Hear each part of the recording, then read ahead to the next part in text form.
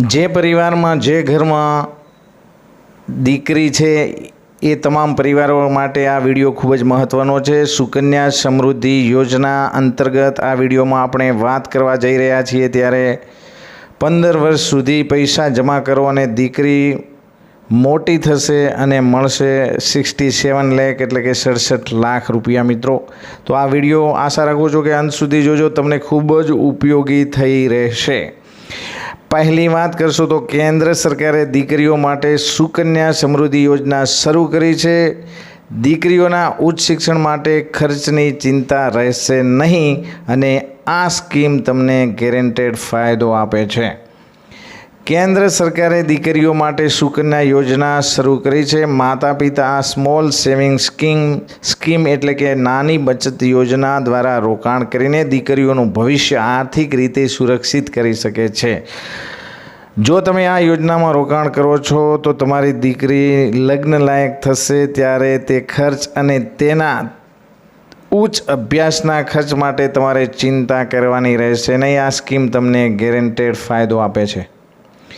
સૌથી પહેલાં હવે મિત્રો વાત કરીએ તો આ યોજનાની ડિટેલમાં ચર્ચા કરીએ તો સુકન્યા સમૃદ્ધિ યોજના 21 વર્ષે મેચ્યોર થાય છે। 21 વર્ષની મુદત સુધી આ યોજના છે। શરૂઆતના 15 વર્ષ સુધી જ તમારે પૈસા જમા કરાવવા પડે છે। સુકન્યા સમૃદ્ધિ યોજના હેઠળ 10 વર્ષથી ઓછી ઉંમરની દીકરીઓનું ખાતું તેના માતા પિતાના નામે ખુલે છે। એટલે કે મિત્રો, આ જે સુકન્યા સમૃદ્ધિ યોજના છે એ 10 વર્ષ કે તેથી નીચેની ઉંમરવાળી દીકરીઓ માટે ખૂબ જ ફાયદાકારક છે। એટલે કે એમને જ આ સ્કીમ લાગુ પડે છે। જો કોઈ માતા પિતાના દીકરીની 1 વર્ષની ઉંમરમાં જ દર મહિને 12,500 રૂપિયાનું રોકાણ કરે છે તો 1 વર્ષમાં 1,50,000 રૂપિયા જમા થશે। આ પ્રકારે 15 વર્ષમાં 22,50,000 રૂપિયાનું રોકાણ કરશે। જૂના વ્યાજદર અનુસાર આ રકમ પર ગણતરી કરવામાં આવે તો 21 વર્ષે કુલ રકમ 44,84,534 રૂપિયા, ફરી એકવાર 44,84,534 રૂપિયા, 44,84,534 રૂપિયા વ્યાજ તરીકે મળશે।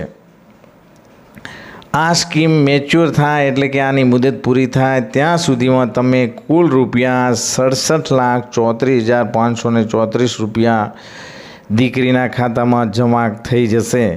હાલના નિયમ અનુસાર સરકારે સુકન્યા યોજનામાં રોકાણ કરનારને 8% વ્યાજ આપી રહી છે। આ યોજનાનો લાભ લેવા માટે તમારે શું કરવાનું છે તો નજીકની પોસ્ટ ઓફિસમાં અથવા બેંકમાં જઈ અને દીકરીનું આવું સુકન્યા સમૃદ્ધિ યોજના અંતર્ગત એકાઉન્ટ ખોલાવી શકો છો।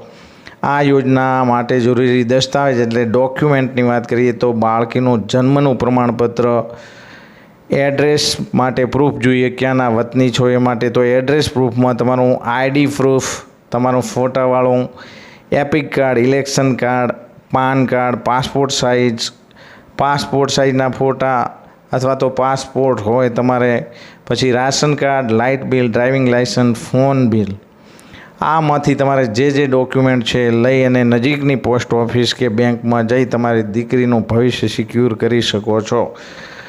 નમસ્કાર દર્શક મિત્રો, હું આશા રાખું છું કે આ વિડીયો તમને ખૂબ ગમ્યો હશે। જો વિડીયો ગમ્યો હોય તો અમારી ચેનલને લાઇક, શેર, સબસ્ક્રાઈબ કરો। ધન્યવાદ।